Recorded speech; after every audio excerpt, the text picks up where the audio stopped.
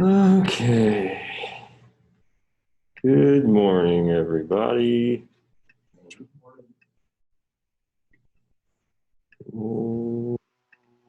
Let us begin. All right. It's Friday. We made it. That's right. So, some announcements before we dig into some related rates problems. Announcement one, homework due on Monday. You can do it. You've got everything you need to be able to do it, especially after the day.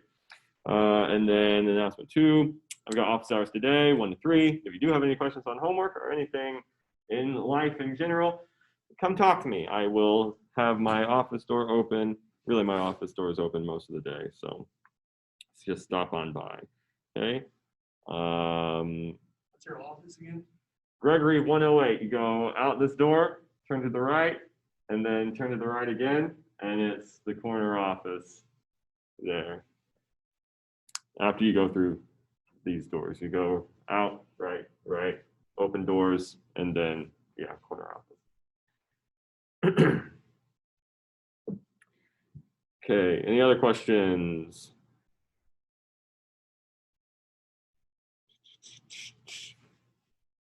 Saw one in the chat. Yes, if there are slides I haven't posted, I will post them after this class today. All right, so before we get started on a few more complex related rates problems, here are the steps that you're going to take for every single related rates problem. Okay, so they're all always going to be the same steps involved. You know how to tackle every single related rates problem you will ever see. The only difference between them is just how really the relationship involved with all the variables and the drawings that you might make. Okay, so here are the general guidelines for solving related rates problems. Step one, identify all given quantities and all the quantities you want to find. Okay, make a drawing. Always make a drawing when it's possible. The only times that it won't be possible is those first couple of examples I gave you, where it's just a general. I give you the relationship, and from there you just start differentiating. Okay, and label all the quantities in the graph, or sorry, in the drawing. Step two, write an equation involving all the variables whose rates of change are either given or are to be determined. So again, there could be potentially, if you're looking at something with a circle, you might be working with x squared plus y squared equals r squared. Or if you're interested in how the area is changing, you might just be looking at the equation a equals pi r squared, right? So the context of the problem, that's going to determine what relationship you're going to use between your variables.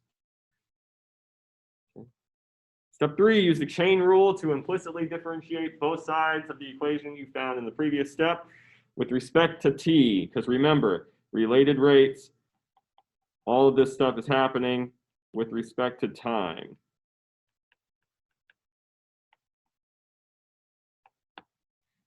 And all of your variables are implicitly functions of time, t.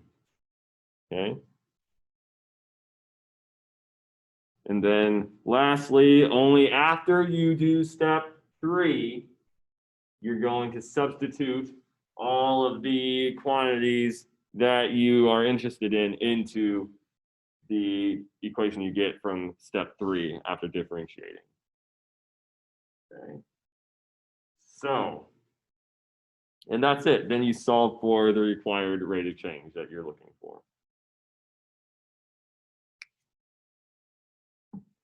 So those are the four steps you're always going to take. Okay. So last time we stopped at this problem, air is being pumped into a spherical balloon at a rate of 3 cubic feet per minute. It's a very big balloon. Find the rate of change of the radius when the radius is 4 feet. Okay. So we're going to start with labeling or identifying all the stuff that we know, I'm going to draw a spherical balloon. So here is a spherical balloon.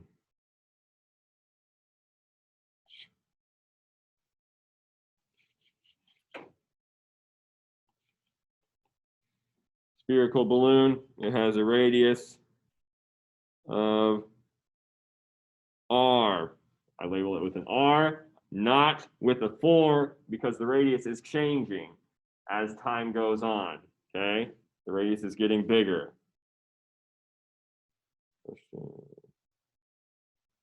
Someone was quick on the draw. Yes, we're also interested in the volume that's being filled up here, which I'm going to just represent by filling in this balloon with blue highlighter. Oops. So I'm going to say that equals V, the volume of air that's being pumped into this. How do I know that it's a volume that I'm interested in? Yeah, exactly. The air is being pumped into the spherical balloon at a rate of 3 cubic feet per minute. That's the rate of change of a volume, right? So units are definitely going to be helpful when you're looking for your variables that you want to relate. Well, I know I have to relate volume, really a rate of change of a volume, to the radius, which is going to be just the length. Okay, so what is the volume of a sphere? Well, someone in the chat already said it's 4/3 times pi times r cubed. This is the volume of a sphere with radius r. Don't ask it. You will be given this equation on an exam if this problem comes up on an exam, okay? So this is the equation we're working with. All right, so let's identify our given quantities and what we want to find.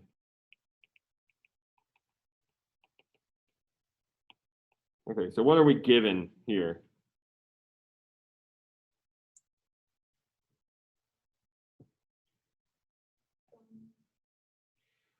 I'm given, well, I found the equation for volume, right? Yeah, exactly. What I've been given is the rate of change of the volume. So how do I write that mathematically? The rate of change of the volume. dV dt, perfect. The rate of change of the volume, that's just dV dt, okay? This is equal to, yes, this is a constant of 3. dV dt equals 3. What else? Yes, we've also been given the radius. At the moment, we care about this thing, right? So I'm actually going to incorporate that into the want to find. So what do we want to find here? Perfect, dr dt. We want to find the rate of change of the radius. That's just, in math speak, that's just dr dt. Okay, the rate of change of the radius when r is equal to 4. Exactly right.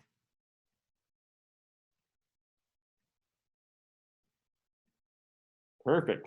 So, and then we have our equation down here. So I think we're pretty set up to start this problem. So what should we do?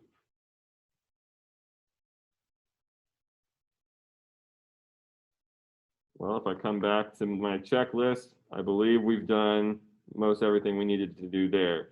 Write an equation relating to variables whose rates of change. We already did that, right? Because what's our equation that relates the variables and the rate of change of stuff we're given with what we want?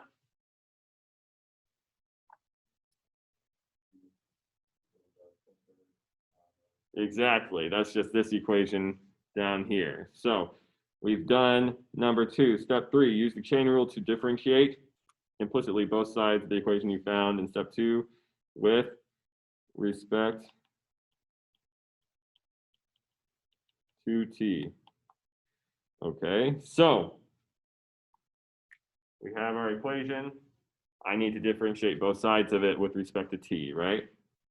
So I need to apply the derivative, d dt on the left equals d dt of 4/3 times pi r cubed. All right, we'll do the left first, d dt of v. Careful, v is a function of t, right? Yeah, it's just another way of saying dv dt.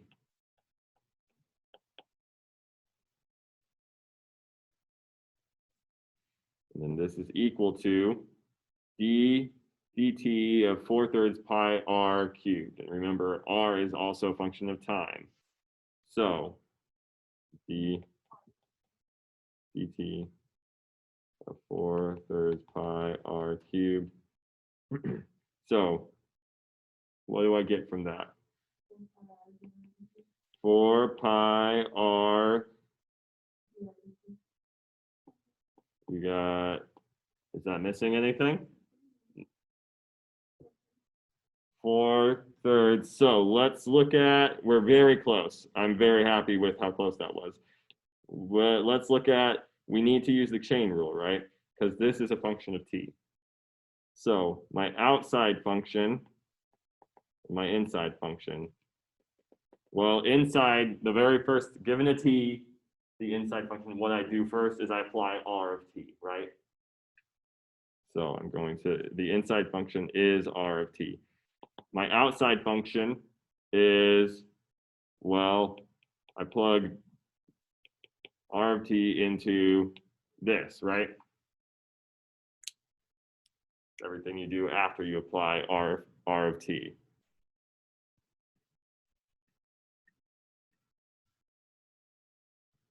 Okay, so the derivative of the outside, d dt, what's the derivative of the outside function?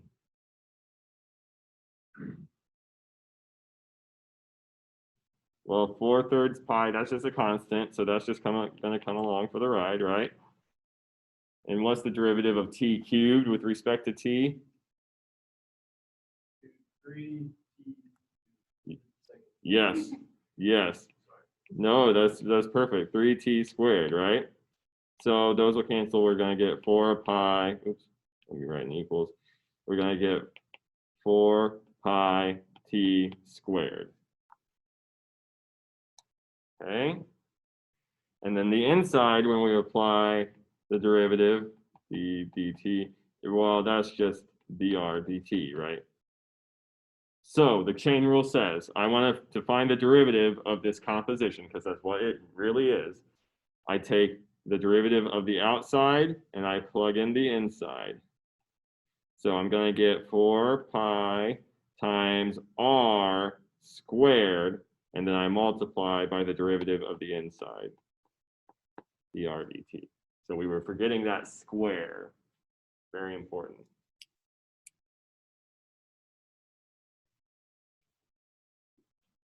Okay, so from there, what I have is, zoom in a little bit, dv dt is equal to 4 pi r squared dr dt.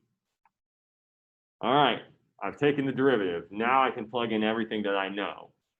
So what do I know?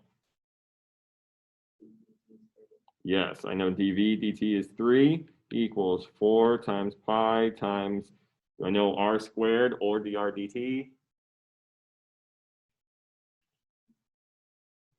Yes, r we care about at the moment that r is equal to 4, right? So I'm going to plug in now r equals 4. I'm going to get times 16.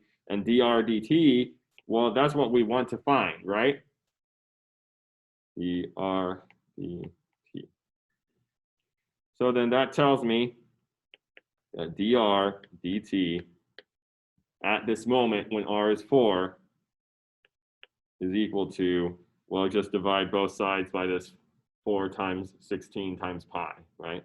So I get 3 divided by 4 times 16 is 64. So I get 3 divided by 64 times pi.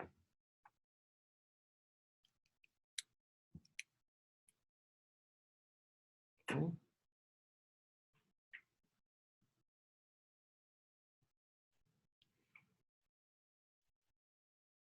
Any questions here?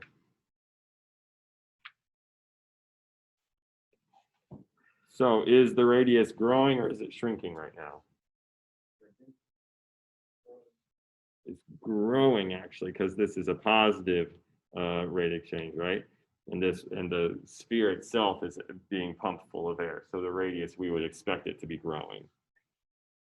It is growing at a smaller and smaller rate, right? The bigger r gets, if we look here, if we look at this equation here, because the volume is being increased at a constant rate, so dv dt is constant, the bigger r is, I'm dividing by 4 pi r squared.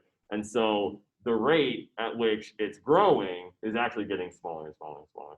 But the rate itself is always growing in this scenario. But that's pretty fun stuff.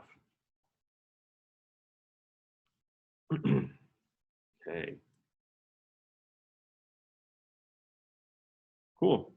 All right, so moving on, melting ice cube.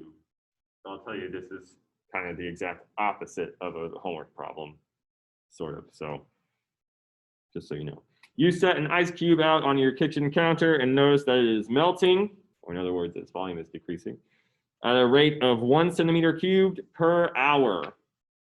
How fast are the side lengths shrinking when the length of one edge of the ice cube is 1 centimeter?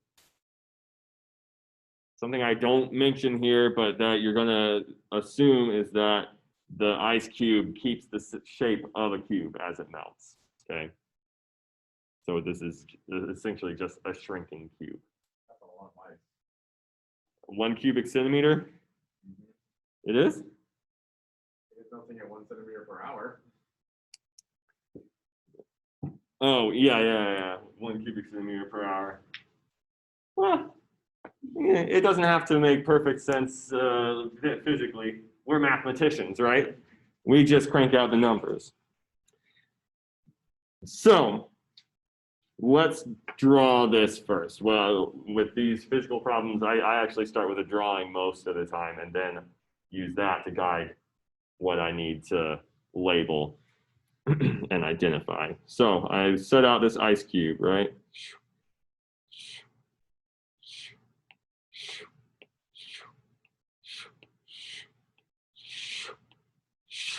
And it's melting. Okay, so there's my ice cube. What would be useful to label in this drawing? A side length. A side length. So the side lengths are shrinking, right? So you need to label that with a variable. So I'm gonna, what do we want to call that side length? No wrong answers here. S? Perfect. S for side. So I will label that side length with an S. Do I need to label any of the other side lengths with different stuff? No, because it's a cube. That's right. Yeah, even though all the other side lengths are changing, we're assuming it's staying a cube the whole time. So all the sides are going to be this length S. Okay. So really, if you want, you can also label this as an S and an S, but you don't have to. It's assumed. Okay, and then is there anything else that I should label?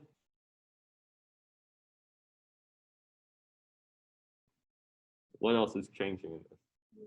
The volume, yeah. I actually really like the iPad for these problems because you can use a color to represent the volume, you know.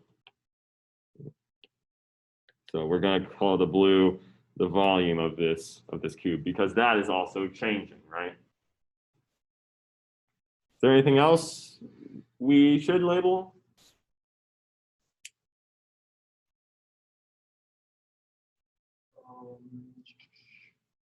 Probably write out the volume formula. Yeah, very good. So what is the volume of this cube? You write it in terms of S. just like S cubed. Right? Yeah, exactly. Or length times width times height. That's exactly right. But because the length and the width and the height are all the same, we get S cubed. Very good. So, very good. Very good. So I tried to trick you too by drawing the puddle.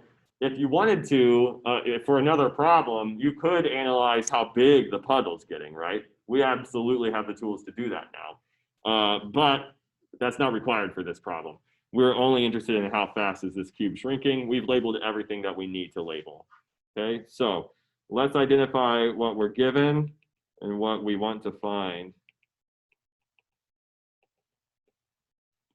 Okay, and someone in the chat mentioned correctly that we're given dv dt. Well, actually, I'm going to push back on someone said dv dt is 1.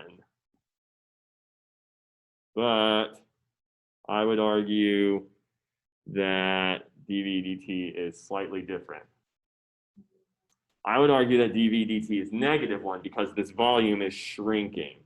Okay, so when something is shrinking, or in other words, we're losing volume, well, that rate of change we would want to say is negative. Okay, so we're going to say dv dt is -1 because the volume is actually decreasing. Okay, very good. And then, are we given anything else?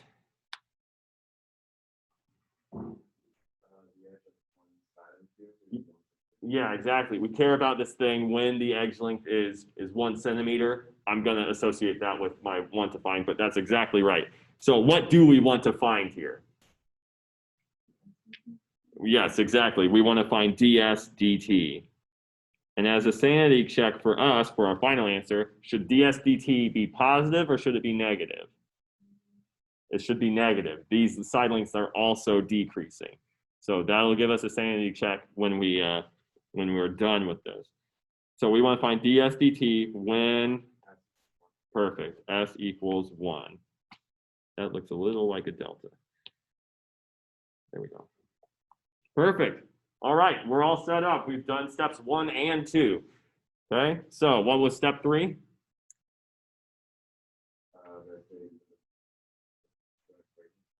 Yeah. We implicitly differentiate that equation, right, with respect to t. So I'm going to do that now. We're going to do d dt of the left equals d dt of the right. So d dt of v, well, that's just, we can just write that as dv dt, just like last time, right? Okay, so this is equal to, what do we get for d dt of s cubed?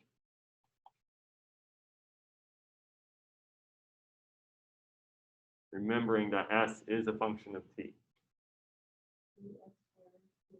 Perfect. 3 times s squared times ds dt. That's exactly right. Does everybody see how we got that?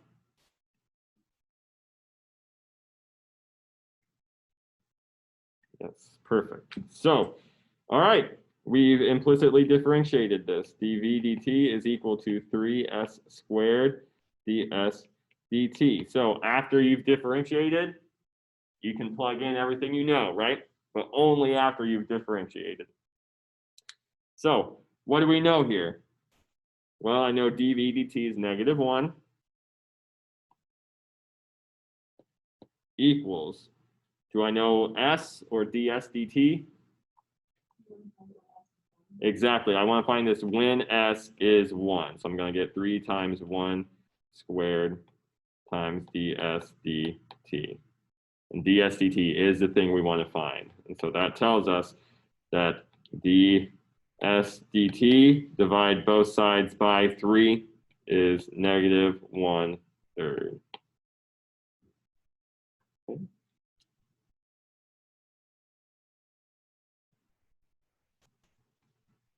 Excellent. If you want you could solve, some people, instead of differentiating, then immediately plugging in and then solving for what they want. Some people prefer to differentiate, solve for what they want in DSDT, and then plug in. The only advantage that has is, so if I do that here, I get DSDT is dV dt, so 1 over 3 s squared dV dt. The only advantage that has is if you're doing this problem multiple times. If someone asks you, like, how fast is the cube shrinking when the side lengths are 1 centimeter and 1/2 of a centimeter and 1/4 of a centimeter, then it would be beneficial to solve for DSDT first, so you can just plug in S over and over again instead of plugging in S and then solving over and over again. But personal preference, just like with when we learn about implicit differentiation, I always say differentiate, then immediately plug in the values that you care about. I 99% of the time do my related rates problems the same way. Okay, and you'll once you do enough of these, you'll recognize what you need to do just based on the context of the problem.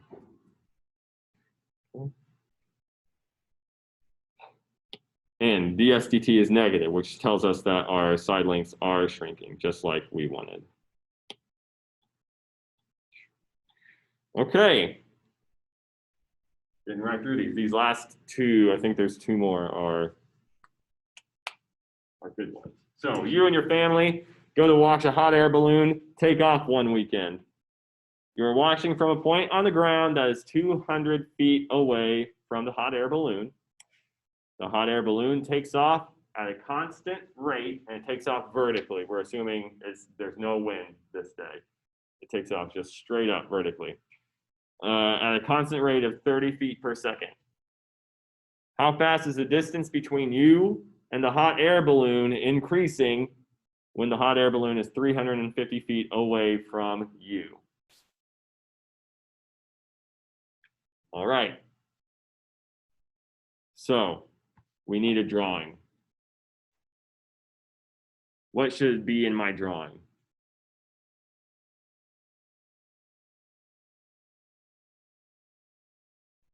Stick figure. A stick figure representing me. Very good. Here I am. All right. And what am I doing? I'm standing 200 feet away from the point that it launches, right? So here's the point where the hot air balloon is launching. This distance.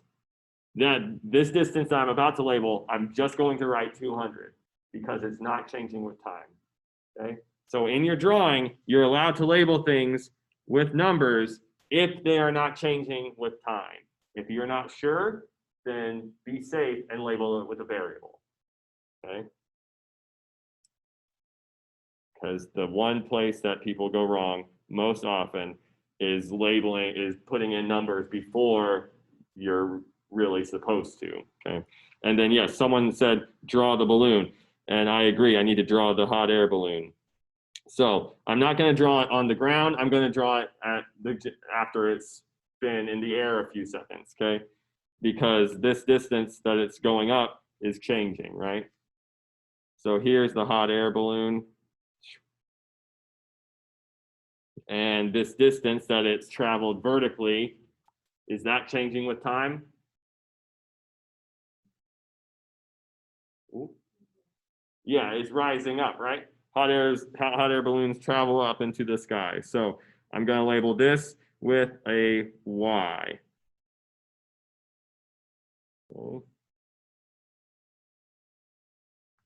Okay, and then what am I asking about? The distance from me to the balloon. What in this drawing, is that 200 or Y or something else?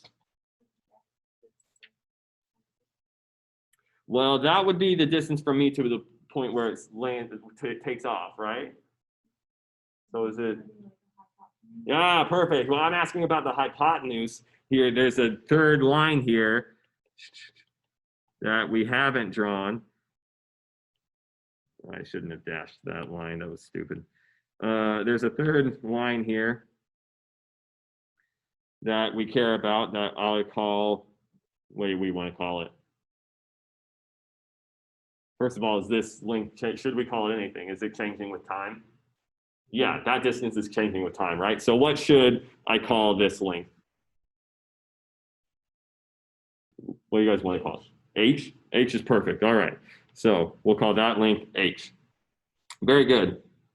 So that's a pretty good drawing. You don't want to draw at very specific moments, like the time when the hot air balloon is leaving the ground, when it's still on the ground. You want to draw at a very general moment when it's traveled for a few seconds, okay?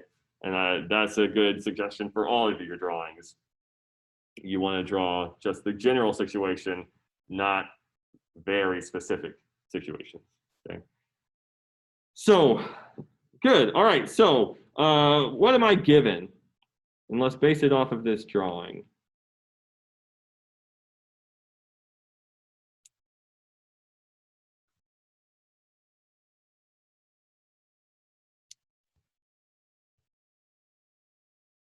Yes, exactly. Someone in the chat says dy dt. I'm told that the hot air balloon takes off at a constant rate of 30 feet per second. Well, that's how fast that y distance is changing from the ground, right? So that's dy dt is equal to 30. It's positive 30 because the distance that from the ground that it's traveling, that's increasing. Okay. What else am I given? Y equals 350. Yes, we care about want to find. We care about finding something when y is 350. And what do we want to find when y is 350? You want to find dh dt. Yeah, exactly. We want to find how fast this distance h is changing. Well, that's just dh dt, the rate of change of h. We want to find that when y is equal to 350. Okay, good. And when, oh no, sorry, not when y is 350. That's my mistake. Read the wording closely. When the hot air balloon is 350 feet from you. So that's actually when h is 350, right? Does it matter? Oh, excellent question. It matters, but like, well, does that mean we have to change the, like, we want to find the y? No. We want to find the HDT. We still want to find the HDT, but gotcha. Yeah, we still want to find the HDT, but not when y is 350, but when h is 350. Because h is the distance from me to the balloon. Okay, so really the only thing we're missing is a relationship between h and y, because we have our given, we have the thing we want to find. How can I relate h and y?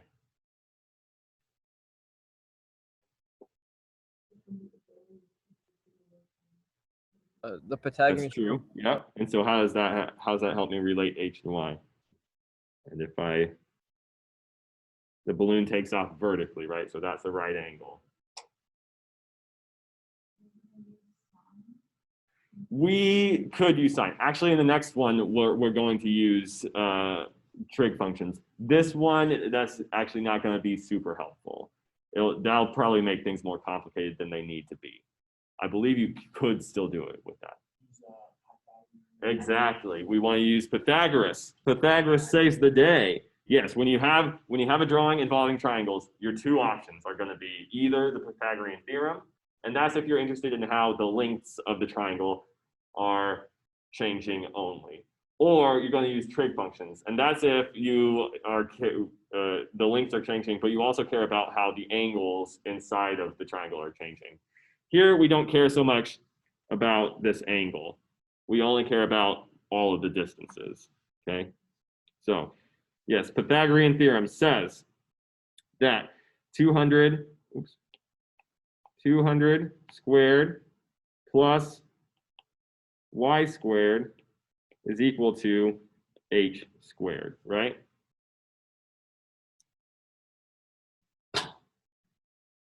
or a squared plus b squared is equal to c squared. Okay. So that's that. We've got everything we need to start this problem. So what should I do with this now?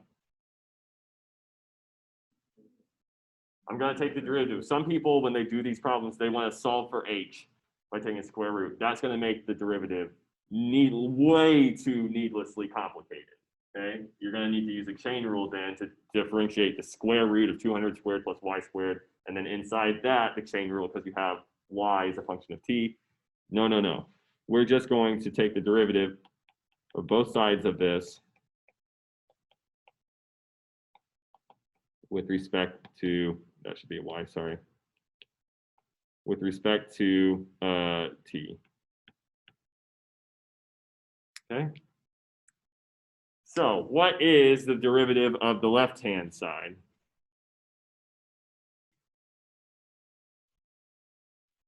Well, what's the derivative of 200 with respect to t?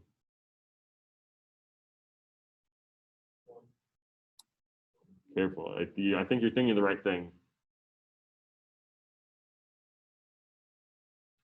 How much? So 200 squared is what? 40,000. How fast is 40,000 changing with respect to time? Is it changing at all? Zero, exactly. This isn't changing. This isn't changing with time at all. So that derivative is 0. Plus, all right, the derivative of y with respect, or sorry, y squared with respect to t.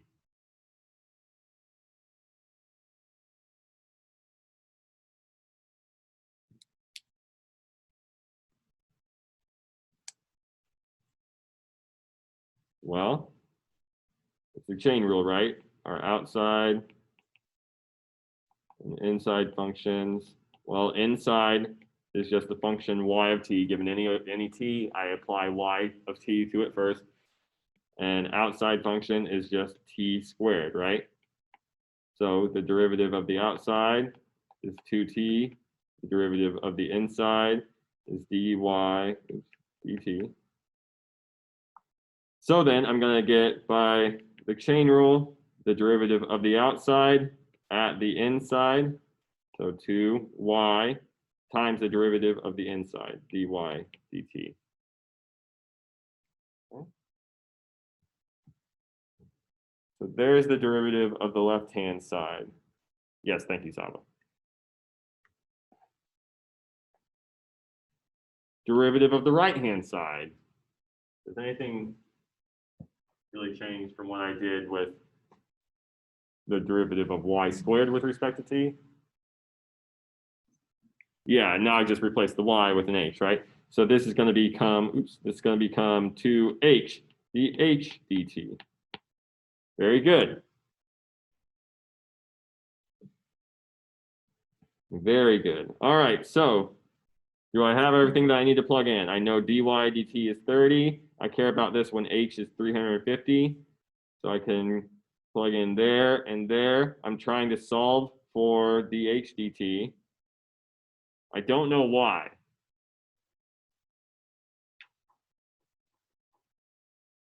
I don't know why. So what should we do? I don't know why. Yeah, I don't. Sorry. No, it's okay. I don't know this vertical distance. Yeah, there we go. Or do I? Because I know I care about this when h is 350. But can I, and remember with related rates, everything's related, right? So when h is 350, are you able to find y? Exactly. Exactly. When h is 350, well, that tells me 200 squared plus y squared equals 350 squared. So I can get that y is equal to the square root of 350 squared minus 200 squared. Okay. So I can plug in everything I know. Let me get that out of the way. So 2 times y. We just found y was this quantity, which we'll simplify in a minute. Square root of 350 squared minus 200 squared. So there's that. dy dt is 30 equals 2 times h, well, h is 350, times dh dt. Let me give myself a little more room.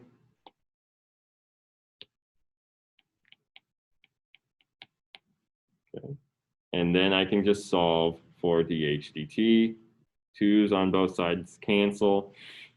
I get dh dt is equal to 30 times the square root of 350 squared minus 200 squared divided by 350, which is about, well, let's see.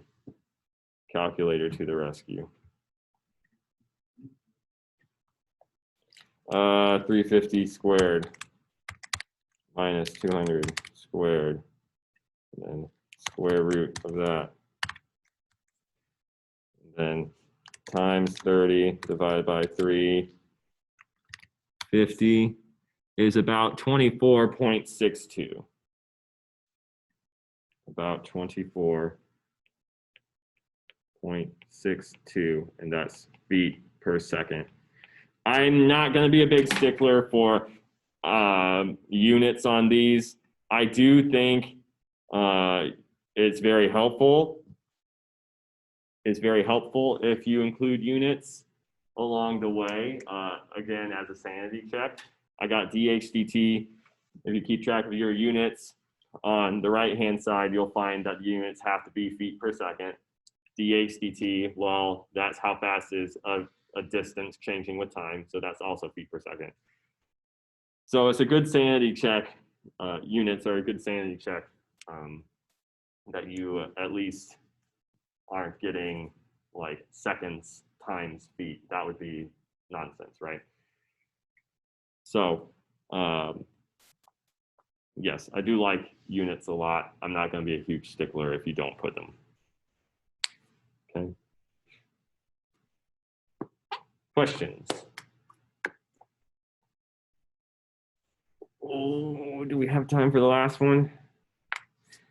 Oh, there's two more. Oh, I think we have time for this one. Okay. A 25-foot long ladder is leaning against the wall of a house. The base of the ladder is pulled away from the wall at a rate of 2 feet per second. How fast is the top of the ladder moving down the wall when its base is 15 feet from the wall? Okay, so to save time, I'm gonna draw this. So here's the house. Here's the ground. And here's the ladder. And it's already started sliding, so I'm just drawing this very generally, okay? So we're pulling this way, right? Okay, so that means that the length from the base of the house to the base of the ladder, that's changing, right? I'm gonna call that distance x. And also, this is sliding down, right? So I'm gonna call this distance, I'm gonna get rid of the word house, I'm gonna call this distance y. Is the hypotenuse changing? No, it's the fixed 25-foot ladder, right? So this is 25 always. Okay.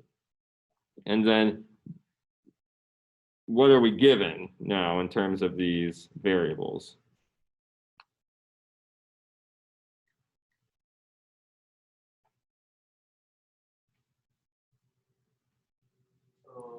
dx dt Perfect. dx dt is 2 feet per second. We want to find what?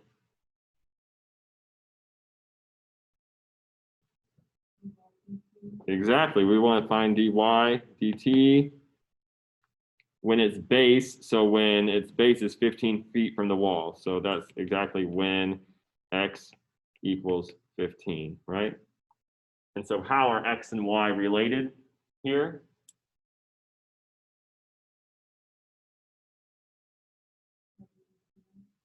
Yeah, exactly. This is just the Pythagorean theorem again. Okay, so we have x squared plus y squared equals 25 squared, which is 625.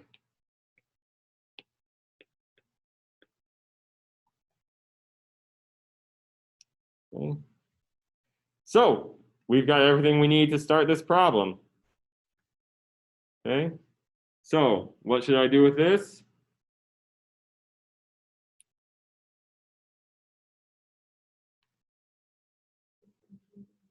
Exactly, I differentiate both sides of that with respect to t.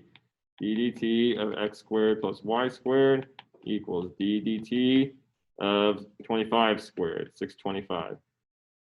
So we'll do the easy side first. What's the derivative with respect to time of 625?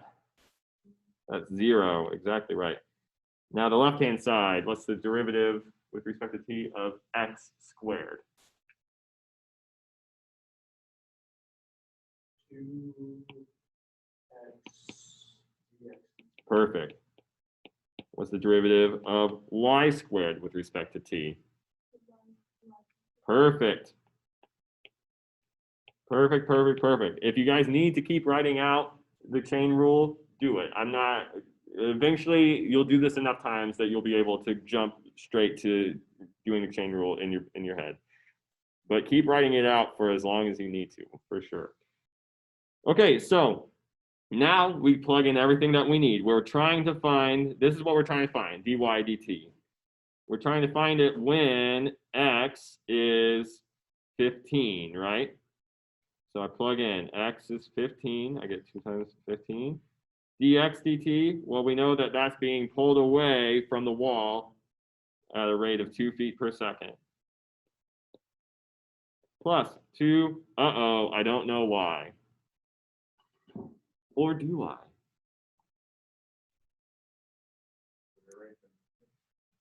That's right. So again, x and y are related. So when x is 15, that means y is the square root, nope, sorry, y squared is 625 minus 15, well, 15 squared, that's 225. So y squared is 400.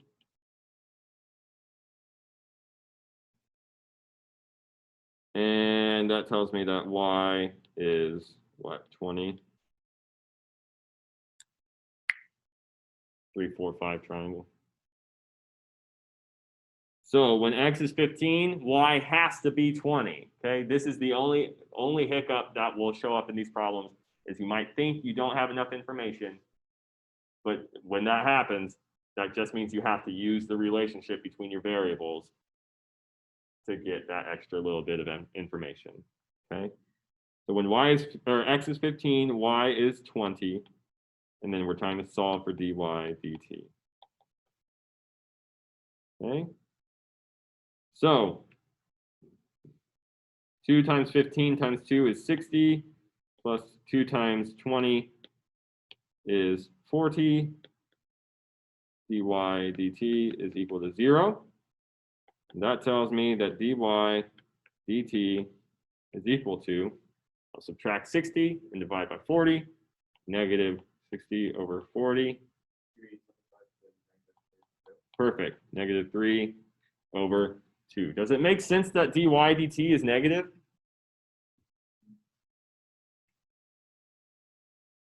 Yes, because the top of the ladder is technically moving down. Exactly. This distance y should be decreasing. So it makes perfect sense that dy dt is negative. Okay? So the way this question is phrased, how fast is the top of the ladder moving down the wall? You would answer, because that implicitly they tell you that it's decreasing, it's moving down the wall. You could answer just 3/2. If you want to answer negative 3/2, that's also fine with me.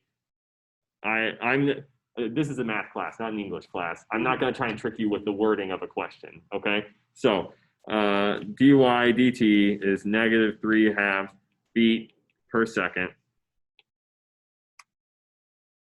And again, if you want to say, well, they asked how fast is it moving down, So I'm going to say 3/2. That's also fine. Who cares? As long as you can get the number, yeah. Okay. So this last question, I'm obviously not going to get to cover it. This one involves trig. I will cover it Monday. This one's actually, I think, the coolest and most applicable of anything we've seen. But you definitely have everything you need to do the homework now. Okay, so if there's no questions, feel free to wipe down your desks and head out. If you do have a question, you can stick around and ask me. But thank you all for being here.